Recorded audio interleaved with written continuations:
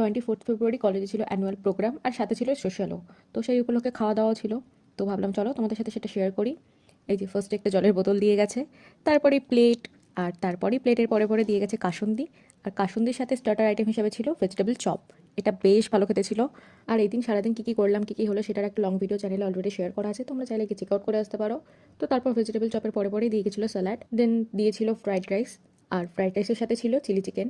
আর যারা চিকেন খায় না তাদের জন্য ছিল মাছের ব্যবস্থা, আবার যারা মাছও খায় না তাদের জন্য আবার পনিরের ব্যবস্থা ছিল। তো আমি তো যেহেতু মাংসাশী, তাই আমার এসবের প্রয়োজন পড়ে না, আমি মাংসটা বেশি প্রেফার করি।